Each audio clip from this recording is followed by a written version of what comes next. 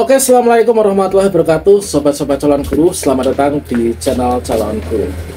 Oke, sobat semuanya, pada kesempatan ini kebetulan kita akan bersamaan dengan diselenggarakannya pendidikan guru penggerak untuk saat ini. Tentunya kalau saya pantau untuk teman-teman calon guru penggerak yang di angkatan 10 ini sepertinya di modul pertengahan ya.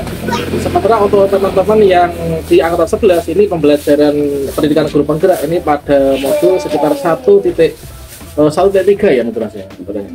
Nah, pada video ini kita akan berbagi pengalaman dan tentunya nanti semoga akan bisa bermanfaat untuk teman-teman yang sedang mengikuti pendidikan guru penggerak, yaitu bagaimana sih untuk tips-tips supaya kita itu bisa mengikuti pendidikan guru penggerak dengan maksimal dan optimal dari awal sampai akhir, dan tentunya nanti akan berdampak. Selain itu juga tetap kita bisa untuk mengerjakan mungkin kegiatan sehari-hari atau mungkin juga tugas rutinitas kita yang ada di sekolahan.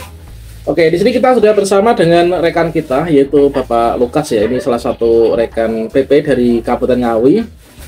Ya, nanti kita akan mintai bantuan untuk berbagi pengalaman dan juga tentunya nanti supaya teman-teman yang mengikuti pendidikan guru penggerak ini nanti akan bisa berlangsung dengan lancar ya.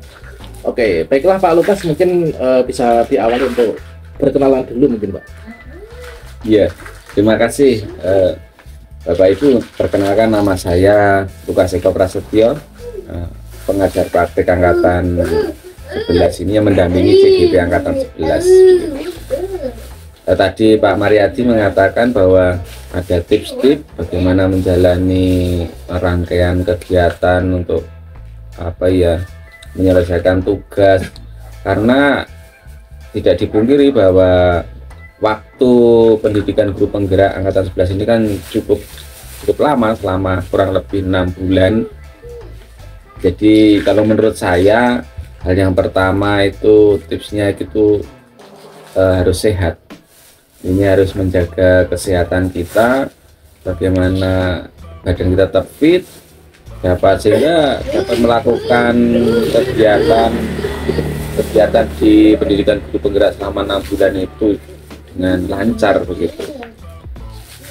Kalau kita sakit begitu pasti ada kendala lagi, nanti ada bertambahnya kendala, mungkin tugasnya tidak selesai dan sebagainya.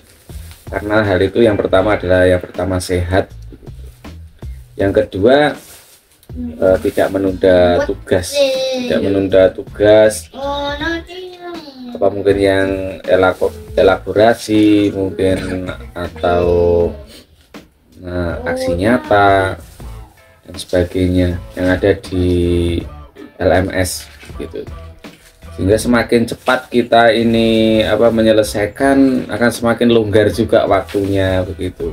Ada kesempatan kita untuk dalam tanda kutip bernapas begitu, sehingga untuk pembelajaran selanjutnya kita bisa longgar begitu.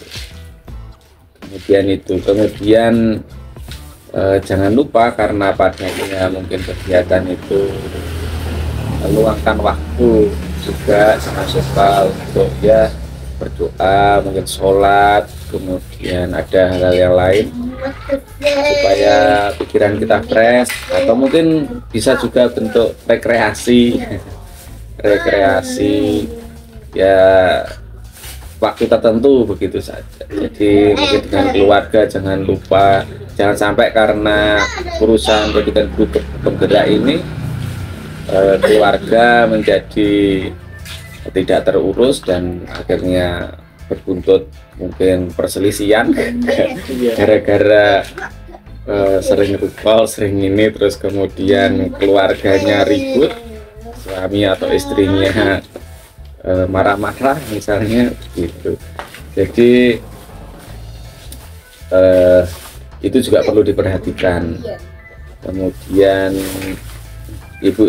Bapak Ibu juga harus memahami jadwal yang sudah tersedia, memanajemen waktu juga begitu loh. Waktunya ini pastilah ada waktu-waktu yang mungkin Bapak Ibu bisa atur, karena sebagai guru kita tentu harus berbenturan dengan dinas kedinasan kita juga waktunya mengajar begitu, sehingga harus kita atur waktunya. karena hubungannya kalau tidak diatur ya nanti dampaknya pada kesehatan dan sebagainya. Ya, itu yang jangan sampai juga, jangan sampai juga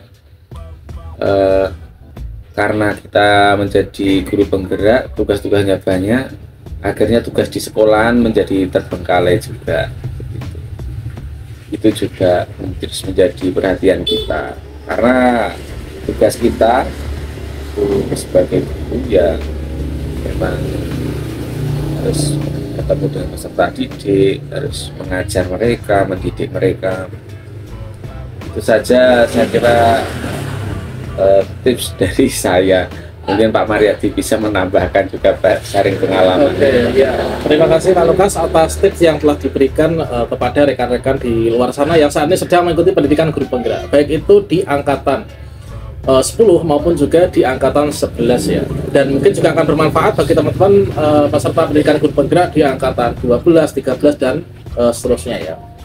Oke, jadi Bapak Ibu semuanya, tentunya dari kurikulum dan juga struktur pembelajaran yang ada pada pendidikan guru penggerak itu sudah disesuaikan dengan dengan waktu luang kita gitu ya. Jadi pembelajaran itu dilakukan di luar jam kita mengajar. Seperti halnya contohnya yaitu untuk ruang kolaborasi itu kan diberikan setelah sekitar jam 1 siang ya. Jam 1 siang bisa sampai sore, dan terkadang secara situasional itu dari Bapak atau Ibu Fasil itu menghendaki untuk dilakukan di malam hari. Dan tentunya itu sudah disesuaikan supaya tidak mengganggu yaitu kegiatan tugas kita sehari-hari, atau tugas mengajar sebagai seorang guru, atau mungkin juga tugas Bapak Ibu sebagai seorang mungkin bapak ataupun juga ibu rumah tangga ya. Memang benar sekali yang disampaikan oleh Pak Lukas, yaitu bahwasannya salah satu modal untuk mengikuti pendidikan guru penggerak itu adalah kesehatan ya. Jadi dengan kita sehat tentunya di sini nanti kita akan bisa secara jernih berpikir, mempelajari dengan maksimal modul-modul yang ada di LMS, kemudian mengikuti ruang kolaborasi, dan juga sangat betul bahwasanya untuk tugas itu sebaiknya dikerjakan sesuai dengan jadwalnya. Kita kan punya jadwal nih, yaitu jadwal rukol untuk mengerjakan tugas mempelajari mulai dari eksplorasi konsep sampai dengan aksi nyata. Itu kalau misalkan kita kerjakan dengan sesuai jadwalnya, tentunya tidak akan membuat kita untuk berat ya dalam mengikuti pendidikan guru penggerak ini. Nah tentunya ini suatu hal penting untuk kita perhatikan ke depannya, dan yang jelas di sini kita upayakan untuk mengikuti pendidikan guru penggerak itu secara maksimal, sehingga nanti ketika teman-teman lulus pendidikan guru penggerak ini nanti akan bisa menyerap seluruh ilmu yang ada. Selain menyerap, kita bisa menerapkan dalam kehidupan sehari-hari, baik itu dalam pembelajaran di kelas ataupun juga berbagi praktik baik dalam komunitas praktisi masing-masing. Dan tentunya kalau misalkan dari seluruhnya ini sudah menerapkannya, nanti akan ya insya Allah akan bisa lebih menyempurna lagi untuk sistem pendidikan yang ada di Indonesia. Oke, mungkin itu untuk tips bagi teman-teman yang mengikuti pendidikan guru penggerak. Tentunya yang disampaikan oleh Pak Lukas tadi ini berdasarkan dari pengalaman kami yang dulunya pernah mengikuti pendidikan guru penggerak. Mungkin sebelum kita tutup sesi ini, Pak Lukas ada pesan-pesan untuk teman-teman yang ikut pendidikan guru penggerak di luar sana? Iya, untuk teman-teman di sana semangat begitu, demi kemajuan pendidikan Indonesia, terutama juga dalam diri kita bisa berubah, bisa belajar bersama begitu. Jadi jangan mengeluh begitu ya. Iya. Terkadang karena beratnya tugas dan sebagainya, terus mengeluh dan sebagainya, saya kira itu tidak menyelesaikan masalah. Justru semangat itu yang akan menambah motivasi dan energi Bapak Ibu untuk menjalani pendidikan ini begitu. Iya, oke. Terima kasih Pak Lukas. Baiklah sobat semuanya, mungkin sampai sini untuk kita, dan nanti kita akan sambung pada video sebelumnya, atau mungkin teman-teman ada yang ditanyakan, silahkan tinggalkan di jejak di kolom komentar. Nanti kita akan mencoba menjawab melalui video berikutnya ya. Demikian, wassalamualaikum warahmatullahi wabarakatuh.